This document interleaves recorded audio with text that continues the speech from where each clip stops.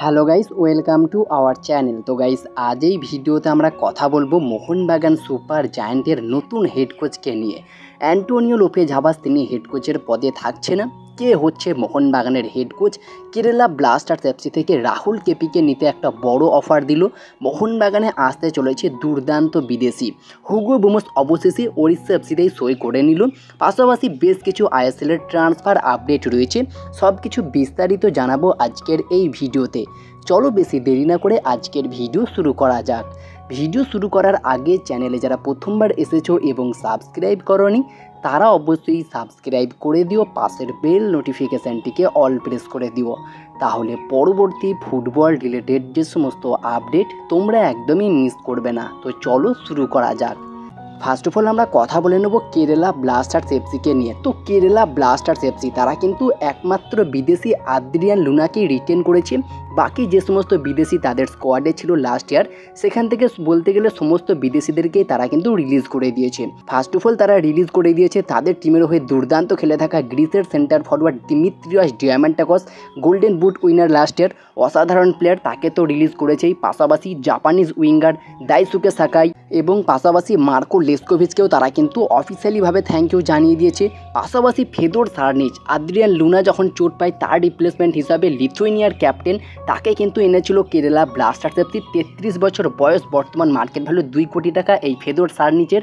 তো তাকেও কিন্তু কেরালা ব্লাস্টার্স এফসি অফিসিয়ালিভাবে থ্যাংক ইউ জানিয়ে দিল। বর্তমানে এই লিথুয়েনিয়ার উইঙ্গার তিনি কিন্তু উইদাউট ক্লাবে রয়েছে। তো বলতে গেলে কেরালা ব্লাস্টার্স এফসি তারা কিন্তু তাদের ফরেন স্কোয়াডটাকেই চেঞ্জ করতে চাইছে, একমাত্র আদ্রিয়ান লুনাকে তারা রেখে দিচ্ছে। আদ্রিয়ান লুনার সঙ্গে কিন্তু একটা লং টার্ম চুক্তি করে নিয়েছে, বর্তমানে এমনটাই আপডেট রয়েছে। পাশাপাশি যদি আমরা চলে আসি চেন্নাইন এফসির একটা কনফার্ম আপডেট নিয়ে, তো চেন্নাইন এফসি তারা কিন্তু একজন দুরন্ত ডিফেন্ডারকে সই করিয়ে নিল যার নাম জিতেন্দ্র সিং। জিতেন্দ্র সিং একজন 22 বছর বয়সে ইন্ডিয়ান সেন্টার ব্যাকের পাশাপাশি ডিফেন্সিভ মিডফিল্ডার পজিশনে খেলে থাকেন। বর্তমান মার্কেট ভ্যালু 1 কোটি টাকা। জামশেদপুর এফসিতে খেলছিলেন লাস্ট ইয়ার, তো তাকে সেখান থেকে মুভ করিয়ে নিয়েছে চেন্নাইন এফসি এবং অফিসিয়ালি ডিল ডান হয়ে গেছে। এই জিতেন্দ্র সিং তিনি কিন্তু জামশেদপুর এফসি ছেড়ে চেন্নাইন এফসিতে কনফার্ম হয়ে গিয়েছে। পাশাপাশি যদি আমরা কথা বলি ইস্ট বেঙ্গলকে নিয়ে, তো ইস্ট বেঙ্গল তারা তো বেশ কিছু নামি দামি বিদেশিকে সই করাচ্ছে। সেই জায়গায় দাঁড়িয়ে একজন ভালো মানের ভারতীয় প্লেয়ারকে তারা ছেড়ে দিচ্ছে যার নাম হরমনজিৎ সিং খাবরা। আর হরমনজিৎ সিং খাবরা একজন 36 বছর বয়সে ইন্ডিয়ান রাইট ব্যাক, বর্তমান মার্কেট ভ্যালু 40 লাখ টাকা। তাকে কিন্তু ইস্ট বেঙ্গল ছেড়ে দিতে চলেছে বর্তমানে দাঁড়িয়ে, এমনটাই কিন্তু খবর রয়েছে। পাশাপাশি যদি আমরা কথা বলি দানিশ ফারুককে নিয়ে, দানিশ ফারুক ভাট যিনি এর আগে বেঙ্গালুরু এফসিতে খেলছিলেন, লাস্ট ইয়ার আইএসএলে কেরালা ব্লাস্টার্স এফসির হয়ে খেলছিলেন। আর দানিশ ফারুক একজন ইন্ডিয়ান ডিফেন্সিভ মিডফিল্ডার, তো তাকে কিন্তু কেরালা ব্লাস্টার্স এফসি থেকে চেন্নাইন এফসি দলে নিতে চাইছে। আর যেমনটা খবর রয়েছে এই ডিলটা ডান হয়ে যেতে পারে। পাশাপাশি যদি আমরা কথা বলি রাহুল কেপিকে নিয়ে, তো রাহুল কেপি একজন 24 বছর বয়সে ইন্ডিয়ান রাইট উইঙ্গার যার বর্তমান মার্কেট ভ্যালু 1.6 কোটি টাকা।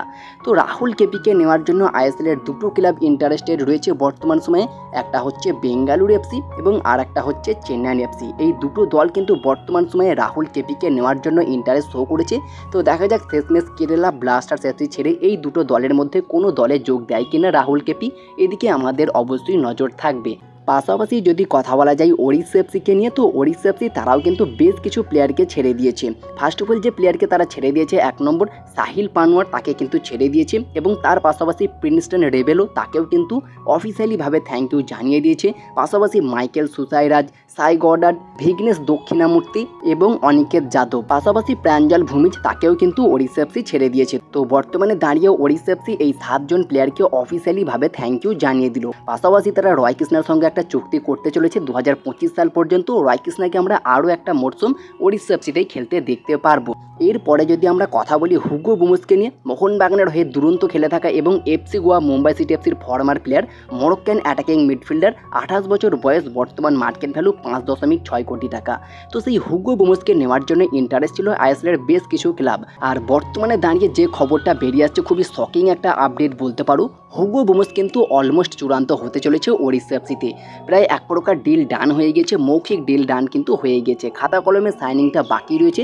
তবে এখনও বলছি অফিসিয়াল অ্যানাউন্সমেন্ট না হওয়া পর্যন্ত কোনো রকম আমরা বলতে পারি না 100% কনফার্ম। তবে প্রায় চূড়ান্ত হতে চলেছে এই হুগো বোমস ওড়িশা এফসিতে বর্তমানে দাঁড়িয়ে এমনটাই খবর রয়েছে। পাশাপাশি মোহনবাগানকে নিয়ে যদি কথা বলা যায় তো মোহনবাগানে কিন্তু একজন দুর্দান্ত ইউরো কাপ খেলা প্লেয়ার কিন্তু আসতে চলেছে সামনের মরশুমের জন্য। বর্তমানে দাঁড়িয়ে এই রিমোটটাও কিন্তু ঘোরাফেরা করছে। মোহনবাগান কিন্তু বেশ কিছু নামি দামি বিদেশিকেই টার্গেট করছে। টোটাল 4 জন নতুন বিদেশি কিন্তু মোহনবাগানে আসতে পারে সামনের মরশুমের জন্য। তো দেখা যাক কোন কোন বিদেশিকে আমরা মোহনবাগানের জার্সিতে দেখতে পাই। তবে জেমি ম্যাকলারেনের নামটা কিন্তু খুবই শোনা যাচ্ছে, পাশাপাশি ব্রায়ান কালতাক, এই দুটো বিদেশি অবশ্যই রয়েছে এবং আরও 2 জন নতুন বিদেশি কিন্তু আসতে পারে। পাশাপাশি মোহনবাগানের কোচ নিয়ে যদি কথা বলা যায়, বর্তমানে দাঁড়িয়ে কিন্তু একটা খুবই স্ট্রং আপডেট বেরিয়ে আসছে।